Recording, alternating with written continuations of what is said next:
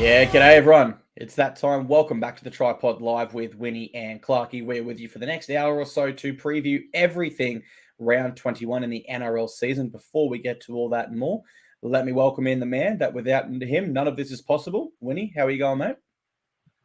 Mate, I've been better. I'll get to that, but I want to start with you because Sean Johnson wasn't the only prominent figure of the NRL world to bring a new member into his family. You've done the same yesterday. So on behalf of the whole TryPod family, we've got to say a huge congratulations. Shout out to your wife, baby boy. We are thrilled for you. And no doubt you could be a bit delirious, mate. I know what it's like, but I appreciate you didn't apply for paternity leave. So how are you holding up? No, I'm ready to go. You're right. I could have put in the paternity leave application, but yeah, my boss here is a bit of an ass anyway. So probably, no, I'm only joking. I tell you what, the only thing more exciting than that is our best bet. So why don't we jump straight into that for our punters? What have you got for us this week? I won't jump straight in. I want to address the fact that you're not the only one calling me names because we did go, well, we had a three best bet win streak in around 20. We came out of it with the three best bet losing streak. We had a three mixed matchup win streak, came out of it with the losing mixed matchup along with the losing SGM. The only bright spark was your all or nothing challenge, which I'll get you to touch on later. But I just want to talk about the results because I think that a lot of people have a temptation when they're struggling with their tips, especially if people are paying them for the tips, or even if you've got a following and you share for free, you want to guarantee that it's going to turn around. But the most honest thing I can say to everyone right now is that nobody can promise that. And if I'm ever crushing it, and there's certainly been plenty of times where we've had outstanding results, I'm the first to say that can't be sustained. And when I'm struggling, then I actually have to accept that comes with the territory as well. So we've just got to remember it's not that easy. If everyone who knew their footy could just turn a profit week over week, month over month, punting on the NRL, everyone would. And I do understand the TryPod has kind of made betting look easy at times over the years. But the truth of the matter is it's not. And it's a double-edged sword because of our outstanding results that has led to, a lot of people following us. A lot of people use this as a resource. So when I fail, I feel that I know I'm letting a lot of people down. But the facts are we're 20 weeks in. Overall, we're down less than 1 unit on BBs and mixed matchups combined, up 10 units or a little more on multis. And it is part of our responsibility, whether we're going great or going badly, to show how to bet responsibly and how to deal with the frustration, the disappointment that comes at times. So we're going to continue to demonstrate that. I'm still confident and I've still got a few plays I want to share tonight. And most importantly, I'll share why I like them. And then you guys can decide if you like them as well. Sounds great, mate. Hey, have you got those best bets up ready for us to go? I do. So I have 5 to play. So again, have a listen to me. I'll try and make it as clear. I'll go in depth why I like each and every one when we get to those games, but I'll try and share super briefly at the top of the show, as I always do. Firstly, either team 1 to 12, Warriors, Raiders. So my biggest reason, while I respect the Warriors, I'm betting they won't win 13 plus on Friday against Canberra. It's 4th versus 5th. The Raiders are off the bye. There is revenge factor for the Raiders. They do get back some key forwards. $1.87 on 365 is the best price for that. I think final style game and it will be tight. Whereas later Friday night, as much as it'll be a cracking game in South's Broncos, I am going to lay the 3.5 with South Sydney $1.90 just because I believe they are superior. Everyone is rested for Souths. They've come off a bye, but also getting some key troops back from injury. Could there be a degree of rust, perhaps? But it's such an important game for South's top 4 prospects. I'll get into that I think they're just going to be dialed in. And you give me that list at full strength. Mind you, Brisbane's still got a couple out. I know there's a lot of key inclusions for Brisbane. A lot of people will like them, but I still think that Souths are a try or more better. Understanding that game's on a neutral venue as well. If anything favours Brisbane, I still can't go past South Sydney. The following day, I'm going the Roosters again. My best way to play them against your Titans at Seabus is race to 20 because I'm certain there'll be points in that game Saturday Arvo on that fast deck. $1.90 on Sportsbet is Roosters race to 20. I do think with Teddy coming back while Tino is out, that the Roosters have got a point to prove, much maligned in the last week or really all season. And this could be one of those games where they just want to make a stand, even if the season is beyond them. I like the Knights later on Saturday night against the Storm. I'm going to play a mechanical +10. So it's 8.5 most places, but you can play +9.5 on Ladbrokes, $1.95, and you'd put 43% of your stake. The remaining 57% of your stake you'd have on +11.5, which is $1.75, also Ladbrokes and Neds, and that achieves money back if they lose by 10 or 11. And finally, I'm going Penrith Panthers, who host the Bulldogs on Sunday afternoon to score over 6.5 tries. Do I really need to explain any more other than all the stars are back and Canterbury are a bit of a basket case? That's $1.82 on Lads and Neds. So a bit to unpack there, but 5 plays that I like each and every one of them. Yeah, I like them all too. There's nothing really there that jumps out at me as a bad play. I love them all. And I'll add Mike Clarkey's all or nothing challenge to part of this best bet segment. So if you guys aren't tracking, about 2 weeks ago, we come up with an idea of if we average around a certain amount per week, can we get from $10 to $1,000 by grand final night? So we started off in the first week. I went Sharks -9.5, Raiders head-to-head. We won that. We won again last week on the Broncos and Panthers head-to-head. And I'm going to keep it simple again this week. I'm just going to go Storm and Sharks head-to-head. I'll get into the reasons exactly why later. But our current kitty bag sits at $27.02, and you can get $1.84 for Sharks and Storm head-to-head on Better. And fingers crossed those two sides come through and we can continue our climb up to 1K by grand final night. But that's our bets. So let's get into the footy action and, of course, talk the bets specifically in each game. Mate, can I rock the boat as well? I want to actually throw Tristan's clip in next just because he did touch on how the bookies went last round and then he looks forward to this round. Maybe, I know we would have thrown it in later, but maybe we just listen to him off the top, if that's all right. Let's do it. Let's do it. G'day everyone, it's Tristan Merlihan here from Top Sport, and it was an eventful week that had just gone. A couple of the big moves were on the back of the Storm. So the Storm minus, which obviously covered, that was one of our worst results of the week. It was compounded by the fact we laid the overs, and obviously the 2 late tries to the Chooks sent the totals over. The Warriors were a massive go as well. They were back from underdogs into favouritism, and they won very, very comfortably. So that was an ordinary outcome.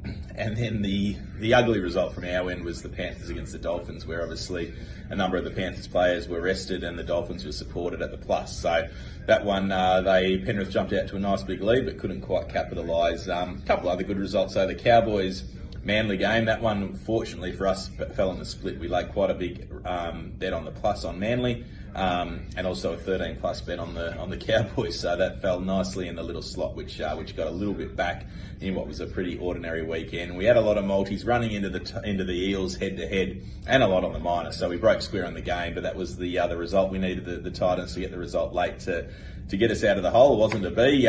The Titans seem to be playing offside roulette at the moment, which is a bit disappointing, but we'll see what happens this weekend. We got all the players back on deck, so it's a little bit easier to price the games this weekend, but we got one of those ugly lines, the Panthers Bulldogs, where it's gone from 24.5 out to 28.5. They're never fun to price. We've had a big go already where the Cowboys have been absolutely smashed against the Eels. That game's gone from 3.5 out to 7.5. Obviously, some suspensions on the back of that. There's a lot of finals implications on both of these, on a number of these games coming up on the weekend. We've got the Warriors Canberra game, which obviously has some top 4 implications. From our perspective, we've got a bit of a stand on the Eels to make the top 8 of the ones that are in that sort of borderline position. So it's a pretty important game for us if the Cowboys can get the result there against them. They're sort of both projected to run 8th and 9th, and then in the top 4, our biggest position in this market at the moment is the Rabbitohs, where they're just sitting outside the top 4. So obviously they've got a lot of players out. They've got an important game. If they any chance of pushing into the top 4, they need to beat the Broncos this weekend, and then the whole draw seems to open up. So looking forward to the weekend coming up. There's plenty of high quality games, and hope you back a winner. Yeah, thanks to Tristan for his exclusive insight there on that clip. He spoke a lot about implications, Winnie, top 4 implications, final implications. Now, when we talk premiership implications, there's none greater than this game here. I can't even keep a straight face. It's the Dragons v Tigers at Wynn Stadium, Wollongong. The line is set at -3.5 in the Dragons' favour. They have Tyrell Sloan, Jack Bird, Ben Hunt, and Jacob Liddell all returning. Ben Murdoch-Masila is out, so Dan Russell, the third oldest ever NRL debutant, gets a second chance there. For the Tigers, Norfoluma, Laurie, and De Silva all return for them. How are you seeing this one, mate? For me, this is a really tough one to tip. And you may joke about what's at stake here. We do have two of the poorest teams in the comp playing, a night game, free to air. Everyone's going to be watching it. But I got to admit, I'm really excited about this because it is a meaningful game. It's the Spoon Bowl. And look, would I rather watch more highly skilled teams play? Sure, but give me a contest, something on the line. That's all I really can ask for. And I do believe both sides come into this desperate to avoid defeat, which at this time of year, you can't always say that about the sides that are in this portion of the ladder. So you mentioned the Dragons getting a host of key players back. They're also off that bye and at home, whereas the Tigers, look, they got Coruscant back last game, and that was a bit of a topsy-turvy, I think, 14-point loss in the end in Newcastle. But there were some signs there from the Tigers. I've got to look at the last couple of Tigers games and don't know if they deserve to lose by such a big score to Sharks or last week. They've swapped Dane Laurie into the halves over Will Smith, as you said. Wests have also been in the news this week, again, for all the wrong reasons, again, whereas it feels like the Dragons are a bit more stable, a bit more quiet. But maybe that's just because they didn't play in round 20, so they just weren't in the headlines. As for this match, I must admit I'm really split because on one hand, look, the Dragons are favourites. You've got to make them favourite. They are at home. They're rested off a bye. You get these important players back. So I knew when I looked at it, I'm not betting against the Dragons. And then when I kind of dive into the matchup, I'm looking at it and I'm saying, to me, the Tigers have the better team. I think the back fives are pretty evenly matched.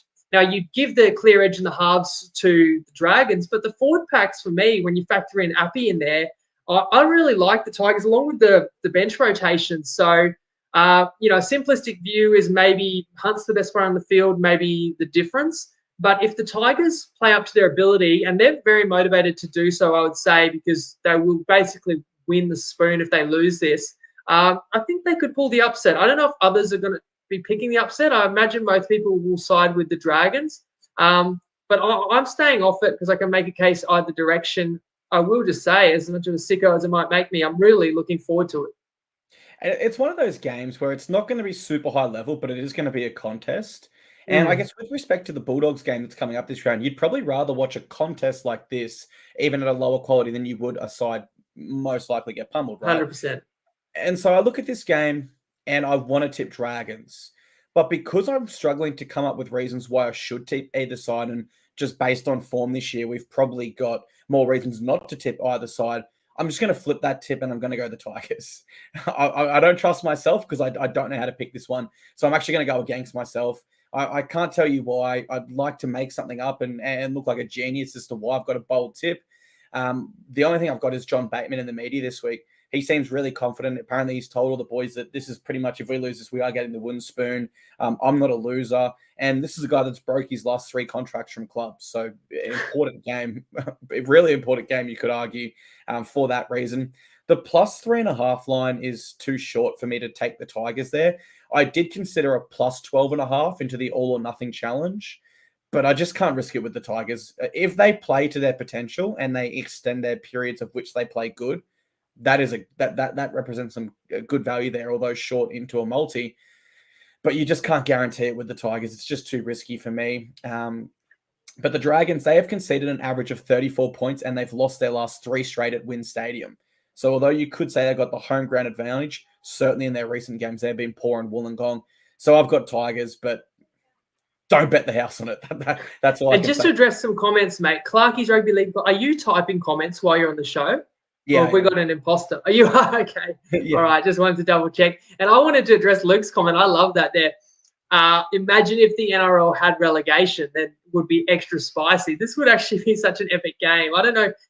Clark, you got a bit of influence. Can you pull any strings? Like, I don't know who's next cab off the rank. North Sydney Bears into the comp for the wooden spoon getters this season. You know how exciting that would be. You got to admit that would be bloody exciting.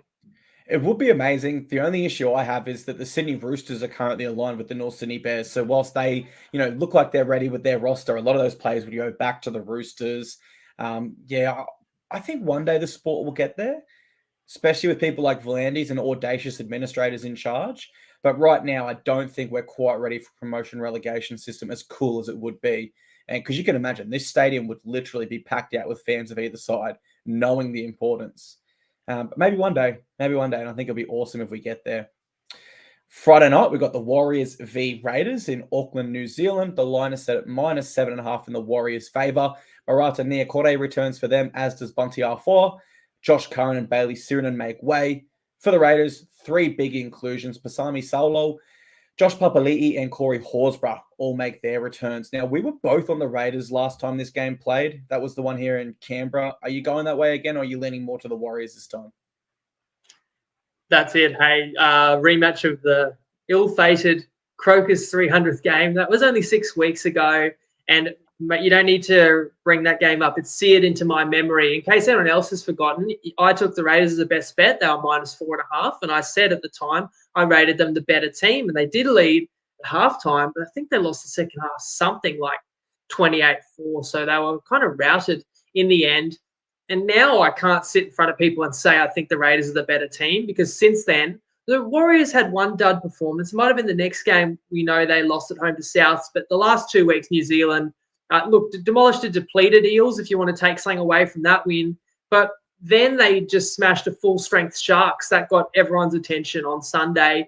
And I was against the Warriors there too. So, of course, they've got my attention as much as anyone, and I've lifted my rating and opinion of New Zealand accordingly. But as for the Raiders, well, they were so poor in that second half against New Zealand. They have rebounded to produce 3 straight wins since then. And what you could, if you wanted to pick holes or pick nits in the Raiders, I suppose, they never seem to win convincingly. So it's been 3 narrow wins in the last 3 games, but that's just been the story of the Raiders season. The Warriors look at home as well in this game. I think the line should be probably around 6 points. I can understand it being a converted try. You mentioned the key players, key forwards are back for both sides. And I said at the top, 4th versus 5th, it's a quality game. And my first instinct was, do I dare to go against New Zealand again? I've already copped it enough this year when I've gone against New Zealand. And more often than not, I've been wrong. So deservingly so. And I kind of am going against New Zealand here, but it's an either team 1-12. So I'll be incredulous if New Zealand lose this 13+ at home, because then everyone giving me grief for, oh, you've got to respect the Warriors and stuff. They better not do that to me. So I'm counting on New Zealand's gone way too good this year to lose 13+. And I figure either 1-12, I'm kind of getting +12.5 on the Raiders.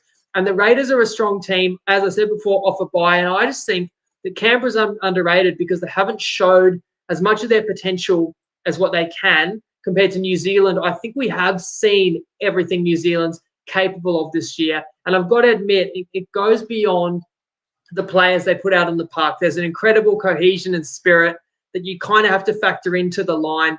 But I do think that a fresh side that also wants to seek some revenge can combat that.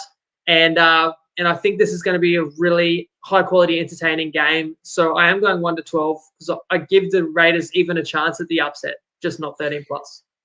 I'll tell you what, we'll cross live now to our weatherman with the forecast, Luke Burrow there on YouTube. Now, I double-checked that while you were speaking. It is scheduled to rain on Friday in New Zealand. So that definitely brings it tighter, as you wouldn't expect too much expansive play. I tipped Raiders last time these two sides met, mainly for the occasion of Crocus 300th. I did sort of preface it that I'm really keen on the Warriors, but I just think Crocus 300 will be a bit too much of an occasion.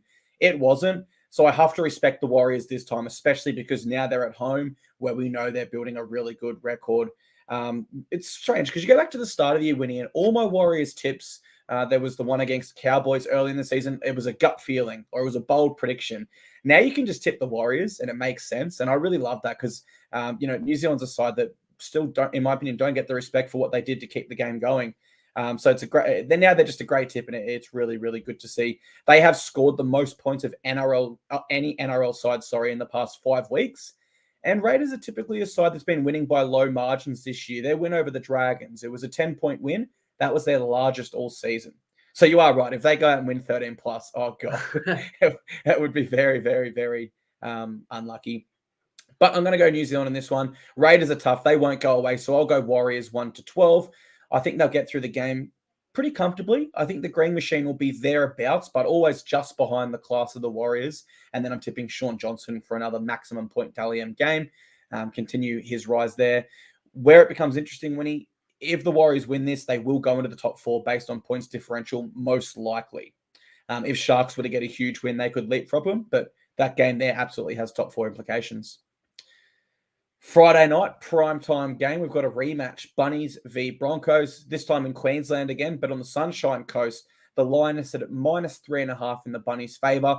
They will have huge returns. Latrell, Graham, Jai Arrow, Jacob Host, as well as all their Origin reps who were rested last round. For the Broncos, some big inclusions as well. Carrigan returns from being rested, as does Reece Walsh and Payne Haas. You're going the Bunnies in this one. I like the Bunnies in this one. Maybe a little chance to tell us why. Yes, and this, of course, ties into who's going to make the 4. Massive implications in this one. Tristan touched on it as well. So, Skep Dial, is it? Asked, do I think Storm will make the 4? Luke saying Waz to make the 4. So, I'll kind of get into that because I will discuss the candidates as I go game by game. This one's in my backyard, but I still couldn't get a ticket. I'm working on that. I'd love to get along to this one and see, 2 sides absolutely have kind of grand final credentials. I think the 2 that have the biggest chance of stopping a three-peat this year. So it is important we both noted that. The scheduling gods, again, we've referenced it many times. They've looked kindly on Brisbane this season. You've got an away game to Souths, yet Brisbane catches a bus to it and Souths have got to fly. You mentioned all those inclusions for South Sydney. It's eye-popping, extra eye-popping because they're not all back from injury, of course. That includes the players that are returning from Origin. But that is why this week I did tip Souths at $2.80 in our group, Facebook and Discord, to make the top 4. So South Sydney currently sits 8, but I feel like this is the right moment to buy low where all these key players are coming back. There's a reason that they are so low on the ladder because they lost all those guys in the middle of the year for one reason or another, whether it be injury or representative or a bit of both. Now the band is well and truly back together. And I believe, I said these 2 are the best 2 kind of challengers or contenders, but I do think Souths are clearly the second best team in the comp, and the market agrees because they're making Souths a favourite even on Queensland soil. But I go as far as to say, obviously people knew I was going to tip Souths tonight because I tipped them, to make the 4 earlier this week, and so I would not have done that if I thought Souths would lose. Whether or not I played them for a best bet, I really had to be convinced myself that Souths are clearly the stronger side. And I know that Brisbane looked great last week. I know Capewell came back. And I also know there would be a concern with Souths might not be in top gear because you get a lot of players back. Are they all top match fitness? Is there a bit of rust? But what it comes down to for me is the importance. And I don't want to get too nerdy on people. I said in the group, I crunched the numbers and have them about a 40% chance of winning 5 of their final 6, which is what it'll take to make the 4. So because of that, Souths could lose this and then win the final 5 in a row and still make the top 4. But much more likely is Souths need to win this game to finish top 4. And can you really win the comp from outside the 4? I know this year we could have some good teams outside the 4, but it's so much harder to truly win the comp. Remind me, Clark, have we ever seen it? We haven't, have we? No, we've had to make the grand final, the Cowboys in 2017. Cowboys, they didn't get the Eels 2009, but they just get thumped in the grand final. Right. So we know the importance. And getting back to just the maths, basically, if Souths win, there'll be a better than 50% chance of making the 4. If they lose, it's like a 1 in 6. It's like a 15% chance. So just give me this rested side there for bye. They're completely full strength. Let's not forget Brisbane still got no Flegler, no Ricky. Comment there about Adam Reynolds has an injury scare on his wrist. So I'm not factoring that in, but it would be a massive bonus for us. Hey, back to the Roosters last week and lost Teddy. Could I go against Brisbane and lose Adam Reynolds? I mean, it only seems fair to me, but not thinking that way. But it'll be a caution if you liked Brisbane in this one. You'd want to know. Whereas, I come into this game, Latrell, he's not firing all cylinders necessarily every game, but I feel like he doesn't have to be 100%. He can be a little bit of a decoy. He threatens without the ball. What I do know is Walker's nearly untouchable. You talked to me in the recap about form players in the comp. We should have mentioned Cody Walker, Cam Murray as well. I think he cancels out Carrigan. I believe I suggested the same thing for Origin 3. And I see it in a similar light too. I think the New South Wales side is stronger in this one. I do think South Sydney wins by a try or more in a high-quality footy showcase on the Sunshine Coast. And I did a contenders graph earlier this week, and I had South as a fringe contender, and people weren't happy. They were saying, how can you have them as fringe? But it's just for the fact they are currently in 8th. But I do have a bit of a bold take that if they win this game and look good doing it, I don't think they lose another game this season. I think they absolutely hit finals. And I know they've mixed their form this year, but I go back to this 3-game stretch where they were full strength. It was rounds 8 to 10. They beat the Panthers. They then beat the Broncos. They then beat the Storm. That's a magnificent, those 3 there were my prime contenders, actually. I had the Panthers, Broncos, and Storm as my prime contenders. So the fact they were able to do that just shows what they are when they're full strength. I think the Rabbitohs will be a little bit more desperate here. Broncos are well entrenched in the top 4 at the moment, so I'm not saying they'll come in comfortable, but certainly the Rabbitohs at 8th know they need to win this game, right?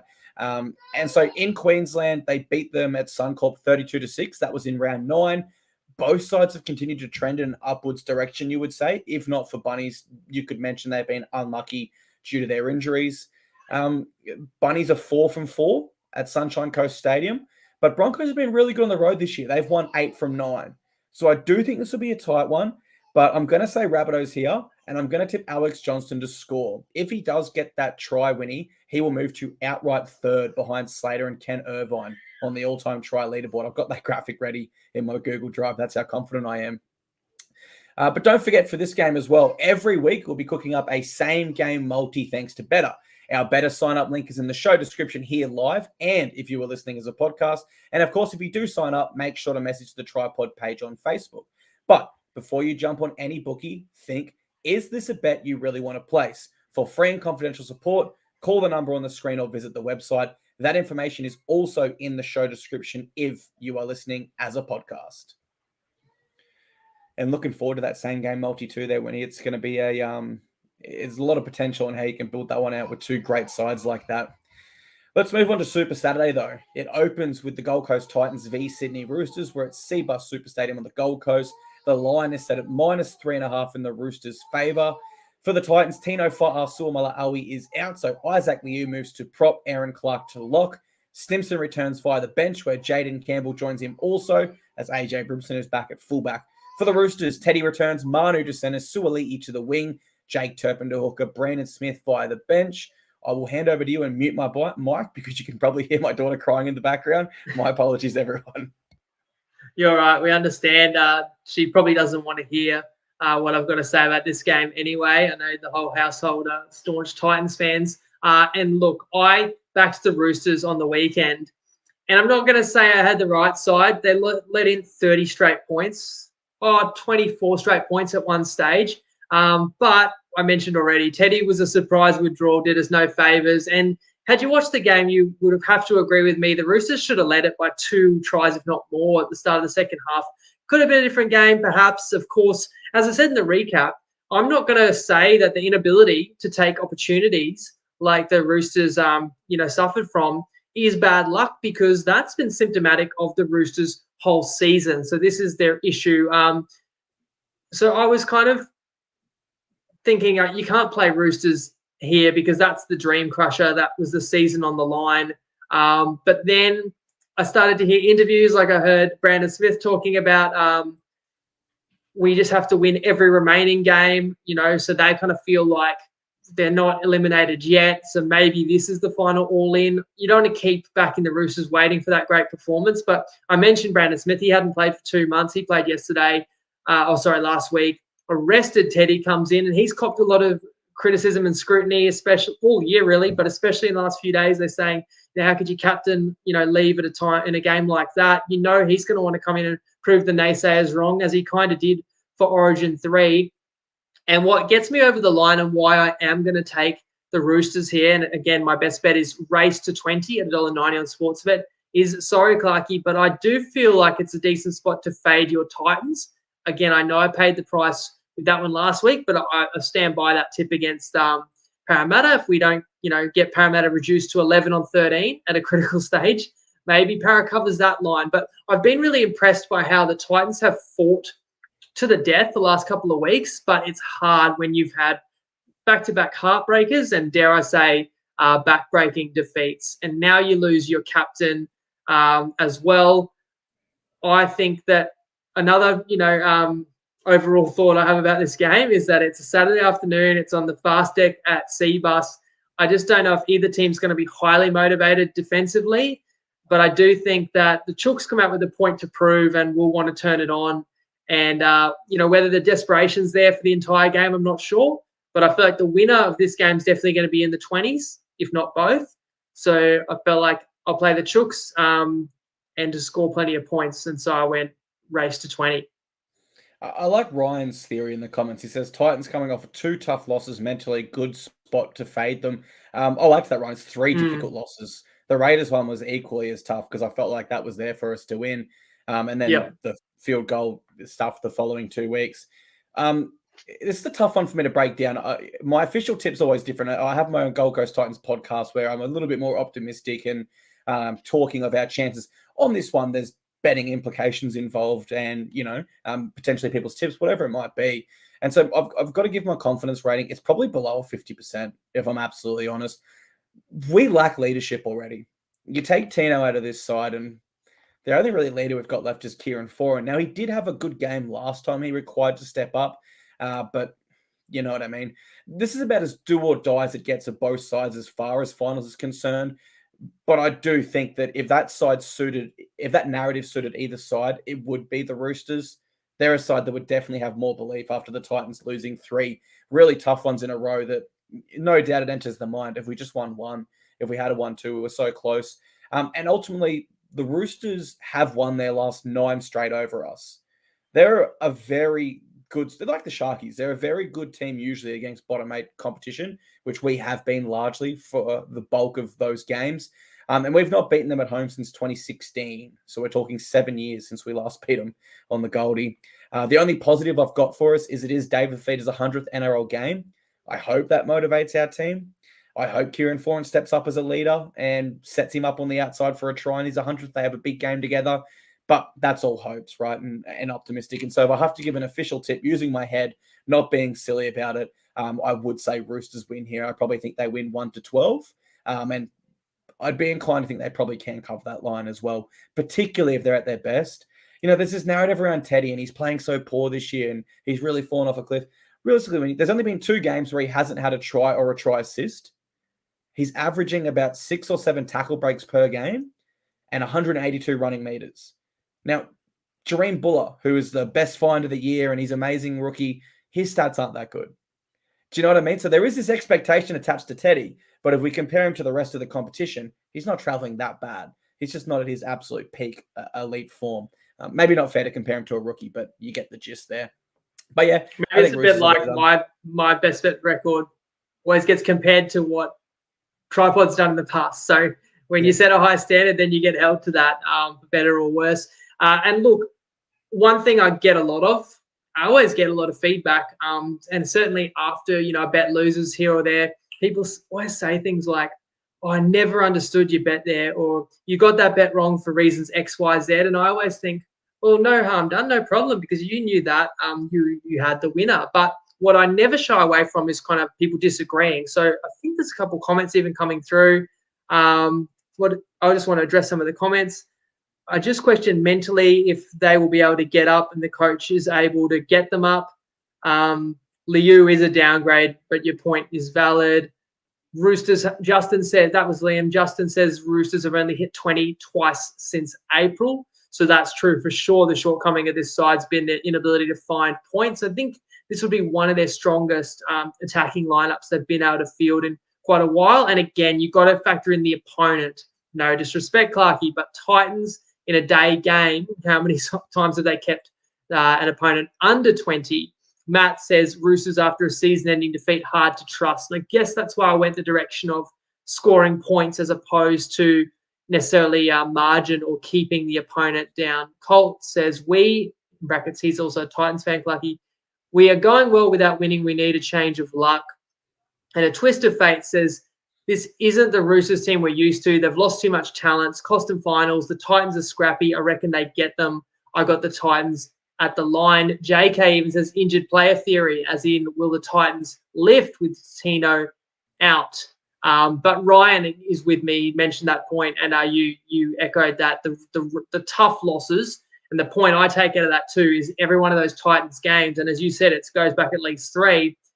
They went down to the final siren. That takes a toll mentally and physically, and it will catch up with the Titans at some point. You can say at home here against an opponent that's had their measure, Titans could get up for it. It is a challenging one, but I wanted to get in on this game, looking at what I still think the Roosters are capable of. I'm going to play them, as I said, in the race to 20.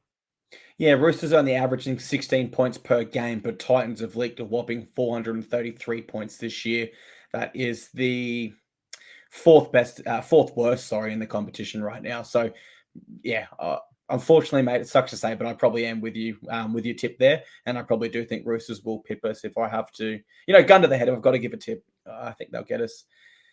Next, we've got the Knights v Storm at McDonald Jones Stadium in Newcastle. The line is now at 8.5. There has been some movement. It was 9.5 early today. It's moved in minus 8.5 in Melbourne's favour there. So for the Knights, they've got Dane Gagai back. No changes to the Storm. This one looms as an interesting one, Winnie. I think this will either be a tie one or a blowout, and I'm not too sure which way it'll go. How do you see it? Oh, I see it as the former. I think it will be a tight one. Looking back at the Knights, you can look back at that month of the year where the Knights drew 32-all with Manly. They beat the Warriors. They lost 16-15 to Penrith. They had them beaten, and Ponga wasn't even part of the team for any of those. Then they lost 18-16 in North Queensland. That loss doesn't look too shabby either. And when you really look closely at those games, the Knights were leading in the second half in all of them and had big chances to win them all. So maybe I can't say Newcastle's in their best form of the year, but because recently they've just dispatched the Dogs and Tigers, which anyone could do. But how about we say Newcastle looks as good right now as they have in attack in many years. The Knights have just put on 100 points in the last couple of games. They come up against a Storm side that's been a bit of a brick wall. They certainly were against the Roosters, keeping the Roosters out and scrambling well when the Roosters were making line breaks. In fact, look at the Storm's recent games. I think ever since they had 45 put on them by the Cowboys, they've been so impressive defensively, except for just a few minutes against Penrith in a game where I believe the Storm players heard that the pod was on unders and just couldn't let that happen, and so had to suddenly let in an avalanche of tries. You take out a few minutes against Penrith, Storm have been a bloody hard side to break down. We know all about the skill and the spine positions for the Storm, but I'm also looking at Nelson is wreaking havoc on a right edge, and then Loiero and King, they're kind of young, up-and-coming players really coming into their own. It's an important game for the Storm as well. They've got their sights set on top 4. There was a question earlier, do I think the Storm will make the top 4? I've got to say, when I tipped Souths, Melbourne would be the side I see dropping out. But I tipped Souths at 280. It doesn't mean I think the Souths are a certainty to make the 4. I understand Melbourne should be favourites to make the 4 right now, given where they are on the ladder versus South Sydney. But I just think it's a lot closer. We'll see, especially after this round. I think there's a chance it could go perfectly in our favour. And I'm talking about Souths winning on Friday and then a potential upset, which I think is possible in this game. I'm not going to tip the out-and-out upset, but I definitely think the Knights are going to cover the line. Again, my best bet is a +10 mechanical. The Knights are walking a tightrope in terms of they need to probably win out to make the finals, or if they were to drop one, they'd need a result or two to go their way. But look, as far as they're concerned, 1-2 in a row, they're at home. Gagai comes back in. The back line's humming.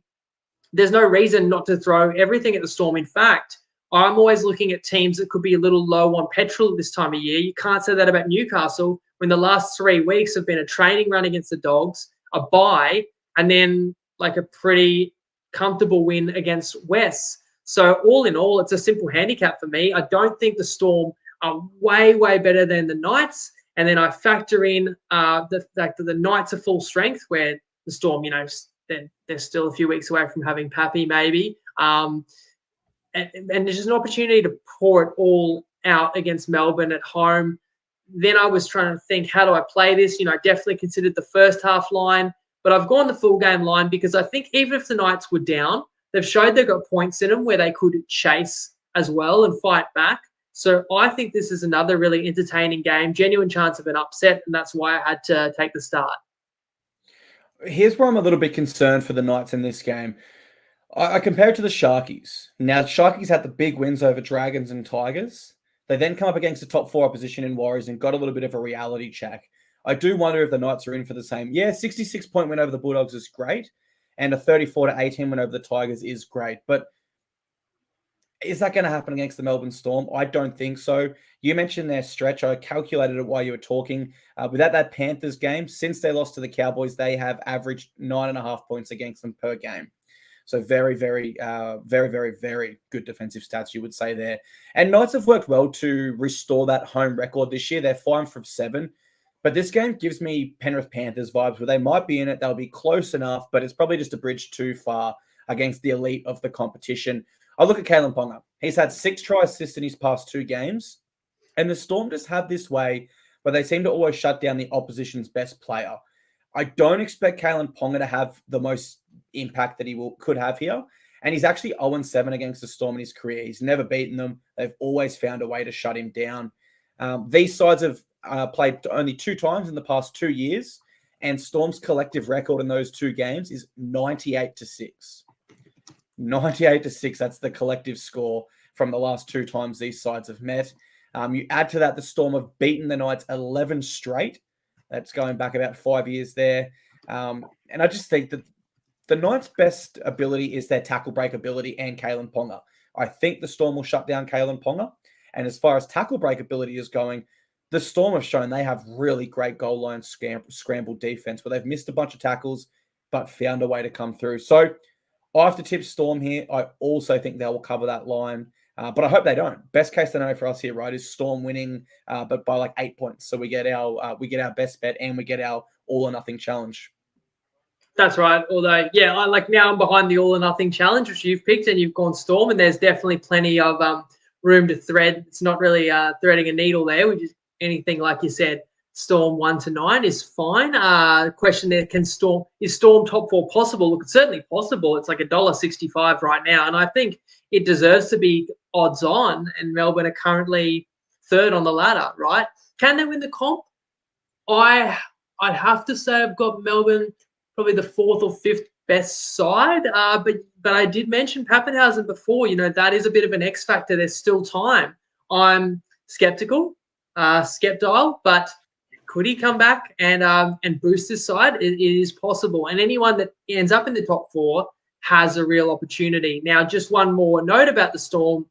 Sorry if you are a Melbourne fan, because I will be taking them on for my mixed matchup this week. And it's going to be a familiar matchup, Roosters versus Storm. Where have we heard that one before? Oh, well, it took place on the field last week, and it didn't work out too well for me. But I like it even more this week when they're not playing each other.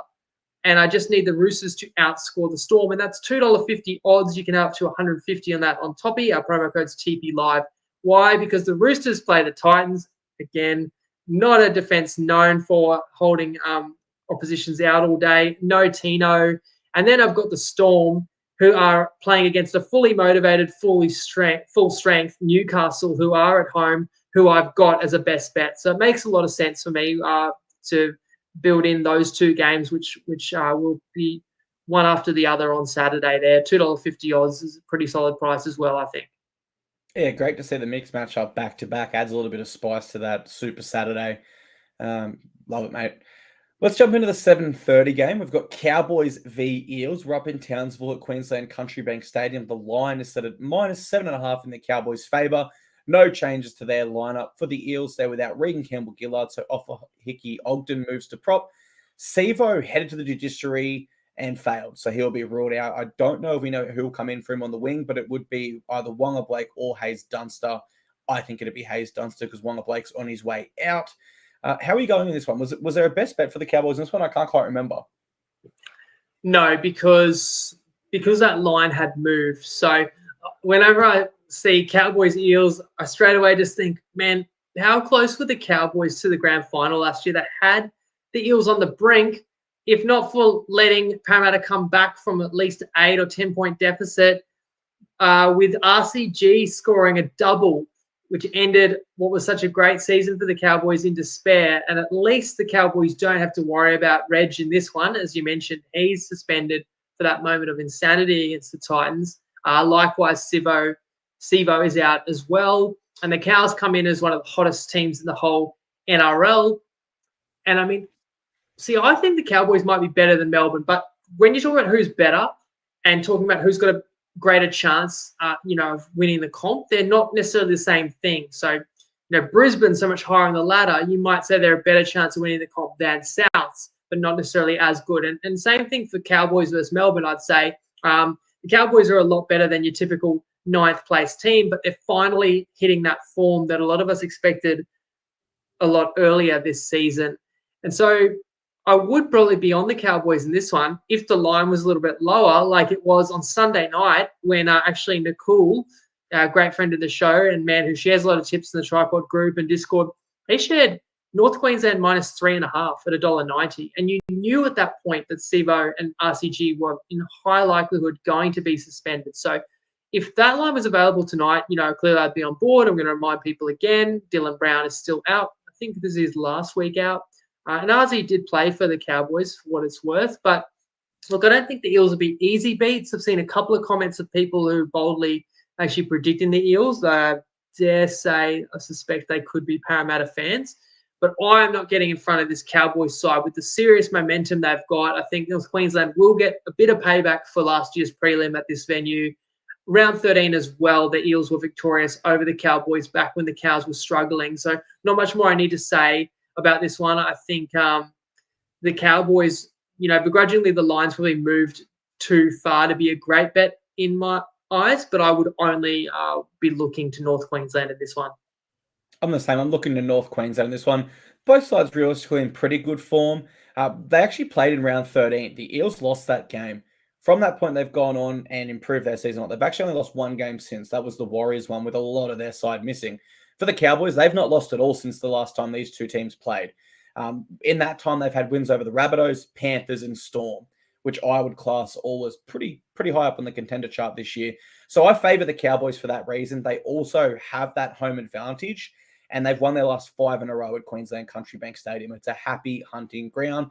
It's also Jake Granville's 200th NRL game. I think him and Jason Taumalolo would be the only ones remaining from that 2015 premiership winning side, which is a great occasion for the club. He's re-signed this week. And if they win this game, they actually will leap over the Eels into the top 8. The last time these two sides played in Townsville, I had a note regarding that. You mentioned it, wild game. And not only a tight one, but probably one where the Eels got away with a little bit from the referee, including that forward pass, which led to a try. So Cowboys, we've seen what they can do this year when they want revenge. You don't have to remind Tigers fans at all. I've got Cowboys in a tight one. I think they're traveling just a little bit better. Kyle Felt, I suppose, would have been in that team, but he's kind of been displaced from the starting 13 for the Cows. Justin says 7.5 points for equal rated teams load up on the Eels, but I would push back and say, are you calling the Eels equal to the Cowboys with no RCG, Sivo, or Dylan Brown? Like, to me, the Cowboys are clearly the better team. You factor home advantage and that revenge as well, and I think this line is justified. But appreciate that thought there. We do still have a tip to share, and this is going to be courtesy of the man who we said already gave us or gave people who are members of the group minus 3.5, which they had the opportunity to jump onto. But how about a try scorer tip from Nicole? Let's tee that one up. Hey guys, it's Nicole from Wiki. What you see over here is our odds comparison tool. It's really hard to find a pick for this week. If you want to check out the free version of this tool, our punters preview and everything else for Wiki, just Google Wiki Linktree, by the way. But I've settled on Penasini, so the right centre on Mitch Moses' side of the Eels. Obviously a gun player. He's $4.75 on Better, anytime try scorer, and $31 for first try scorer on Double, which I absolutely love both prices. And our punters preview over here, I've got picks for all 8 games, and I do my write-up on game day. Good luck, guys. Gamble Sons will enjoy the games. Great stuff there from Nicole. Handing out a little bit of gold, just like he did in the group earlier. We love it, mate. Sunday, 2 p.m. This one is That's the biggest line we've had all year, I believe. It's the Panthers v Bulldogs at Bluebet Stadium in Penrith. I feel so sorry for the Dogs here. Minus 28.5 line for the Panthers. That is because Nathan Cleary returns, as does all of their Origin reps. For the Bulldogs, they're without Toby Sexton, so Kyle Flanagan goes to halfback. Kikau is named in their extended bench. He could come in on game day, and there is media reporting that he will come in against his former side, so one to watch there. But I don't think it'll make too much of a difference to the outcome in this one. Who are you tipping, mate? Go ahead and shock the world. Yeah, nobody's going to be shocked by my tip. In fact, similarly, this is a game you could have benefited from being in the TryPod group or Discord. And a shout out another one of our beloved members. It was the Undertaker who shared minus 22.5 about Penrith. And that was, I want to say Monday, So it's like same information that was known then that's known now. If anything, probably the kick-out news works against that, and yet the line is still a converted try greater. And when a line's moved that much, there's a difference between a line moving on information. I'll give you an example. A week ago, Penrith were 15.5-point favourites. The Finns weren't necessarily a great bet of plus 15.5. But once the news came out that all the Origin players and Cleary were going to be sitting out, it dropped 5 points. But 10.5, in my view, was a really good bet. So even though you would have missed the best line, it's okay if there's a bunch of information that comes in that's in your favour. I'm not just saying 10.5 was a great bet because it covered. In the end, I only covered by half a point. But I just thought, losing 4 or 5 key weapons should be worth more than that. And now all these guys are back in for Penrith, and there's going to be no upset this weekend, Clark. I mean, the only upset will be the upset Dogs fans. I'm so impressed by Penrith, I've got to say. You win the comp back-to-back years. You lose stars each season. I've touched on that before. You start the year slow, but here we are. You're first on the ladder, and they haven't had to compensate, or that's not the right word I'm looking for, but they haven't had to push too hard either. They've been able to rest key players on multiple occasions to keep the attrition down ahead of another finals campaign. So you're just so perfectly positioned. You mentioned for the Dogs, Adokar and Kikau in the reserves. I feel like it'd be so stupid to risk either of them. What have you got to gain? But if Kikau was to play, all I could suggest would be just give him a run in a game that doesn't matter too much. Let him play whatever, play a couple of 20-minute bursts or whatever, just to get some Ks in the legs, pretty much, do some tackling practice, because he's not going to help you win the game, and it would be crazy to push him too hard and to risk an injury. You've invested too much. The word I was looking for before was Penrith hasn't had to compromise their chances of winning 3 in a row. So they come back home here fully strength, and I do mention the fact that it's at home because Penrith hasn't played full strength at home since the game Cleary did his hamstring. And that game was actually a lot closer against the Dogs. They really haven't flexed their muscles at home since, I think, round 9, where they smashed the Roosters. And if they can smash the Roosters by 40+, I imagine they could do the same to the Dogs.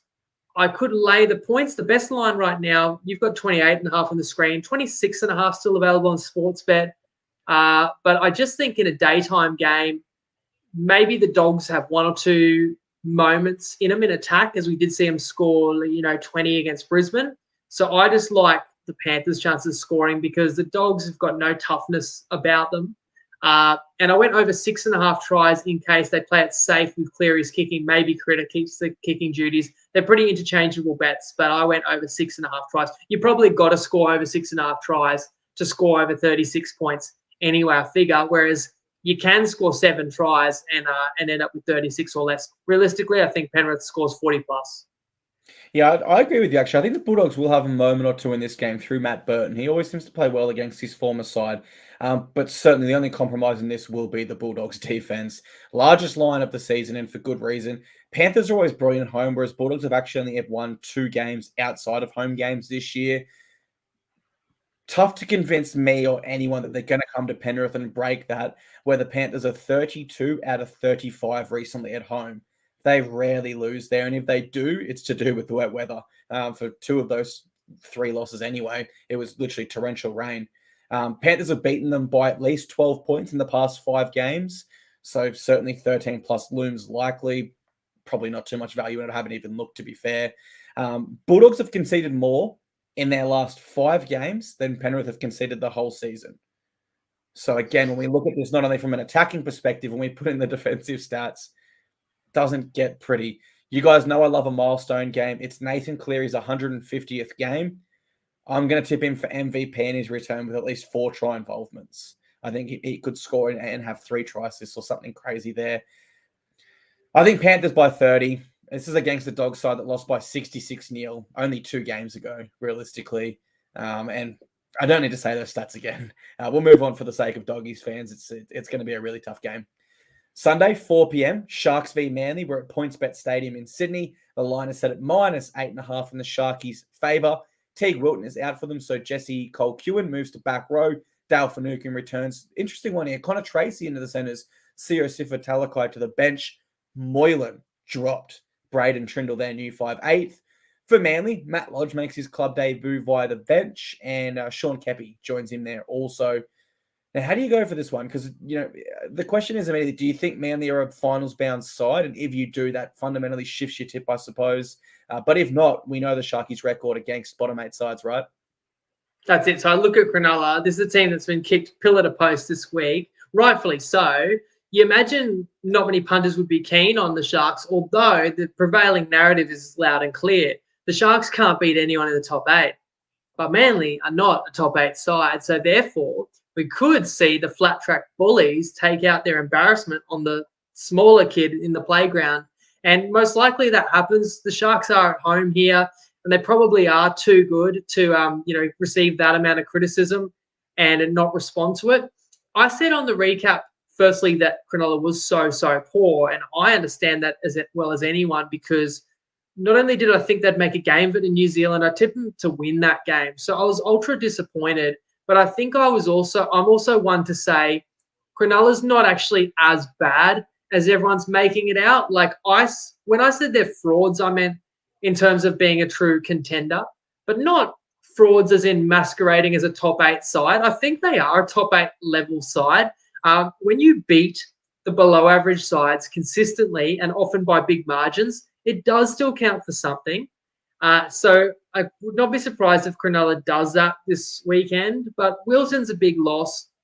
You've got a whole new left edge, isn't it? Coolhorn, Trindle, and Tracy defending together. So Olakuatu, DC, that's the side DC attacks. You know that they're going to want to test them out. But then again, Cronulla should probably have a response because Fitzy has wielded the axe and showed that no one's safe. So I'm off this game because I've got reasons I could back either side. Like I could take the Sharks off the embarrassment, but I could also make a case that 8.5 points for Manly, who are not complete deadbeats either and still have, some talented players and a bit about them as well. It's extra difficult because you've got to guess Manly's motivation. Are they kind of all out and are they flat after, if you consider the Cowboys game with season on the line? But I think there's a bit of rivalry between these sides. It is, Sunday Arvo. It is the Channel 9 game. There's enough reasons why Manly could be up for this. And I won't tip it, but I will hope that we can sit back. Hopefully by this point, we've done well in our 5 best bets and I can sit back and enjoy a good game to cap round 21. I agree with you in the complexity in dropping a tip here. I'm going to say Sharks, and I'm going to go Sharks, but there is some concern in this game. For me, it's a gut feel as to why I've thrown the Sharks into my all or nothing, which could be dangerous, but that has got me a lot of my tips this year as well. You go back to round 12 for Manly. They thump the Raiders. They then drop a game to the Knights. They come back and thump the Dolphins. So we think, okay, Manly are here. They look good now. They then lose by 30 points to the Eels, and then they lose to 18 points by the Storm. They then get a narrow, tight victory over the Roosters, and you think, okay, well, Roosters probably aren't traveling that well. Then they lose to the Cowboys in what loomed as a do or die. And so the point I make there is the Seagulls are a side that way back in round 12, I remember sitting on the show, I'm ready to put a line through them, but they just get that occasional win every now and then. But I just wonder, how long can that last? It's so inconsistent where it's up, down, up, down. Eventually, you come to terms that we're not quite a final side this year. We'll probably, be making up the numbers even if we get there. And so it's the mental motivation there. Whereas for the Sharks, every single thing this week in the media was negative. And I do think they're a side that can really galvanise off that and come out and have a really strong performance. So that's what I tip them to do. Are Manly a top 8 side? Do I think they'll be a top 8 side? No, I don't. So then I've got to tip the Sharks to the home advantage. Only one bottom 8 side has actually beaten the Sharks this year, and Manly have only won 2 of their 7 away games. They've really struggled away from 4 Pines Park. So I think the Sharkies' motivation will go to a new level in this one, not only for the media side of things, Winnie, but also the personal side for the players. Trindle has a point to prove. He's been brought in from Moylan, as does Tracy, who's been brought in over Talakai. Talakai's not gone completely. He's going to come off the bench and want to prove something. And so I do think that there's individual motivation as well as team motivation in this, which should really get them up for it. Sharks have won 4 of their past 5 against Manly, including earlier this year in round 11 at Manly's home ground. So you put all that together, I've got Sharkies. Gun to the head, I probably would take them at that line as well. I'd favour them with that line. But great way to finish the round, no doubt about it. Just to recap my tips, Winnie, I'm going Tigers, Warriors, Rabbitohs, Roosters, Storm, Cowboys, Panthers, and Sharks. Were there any ones we disagreed on this week? I think the Knights could give you a bit of a scare, but I think I'm with you on all the head-to-head picks. Yeah, beautiful. Of course, the head-to-head pick's always easier when you throw in that line. That's where it starts to get complex and difficult. But we are wrapped up for the show here, guys. We want to say thank you very much for being with us for our Round 21 NRL preview. And, of course, we'll be back Sunday around the same time, 6:30 p.m. to recap all of the action. So from myself, thank you very much. And over to you, Winnie, to say farewell. Yes, thank you, mate. I hope you can get a few hours sleep here and there the next few days, but enjoy, this special time as well. Thank you, everyone who tuned in. I actually saw a lot of positivity around my tips and people that are optimistic, as am I, with every best bet. But when you're in a rut, you still need a little luck. You do need a bounce here or there. It'd be crazy to say, that luck plays no part. So hopefully a couple of things can go our way this weekend, get us back on track. And, of course, you don't have to agree with me either. So feel free to drop in the comments, reasons why you might be against any of the best bets. I'm happy to hear that as well. I wish everyone best of luck for whatever they are jumping on, whether it's my tips or your own. And as Clarkey said, we will see you on Sunday. So have a great kind of rest of the week and weekend. We'll catch you then. Lego.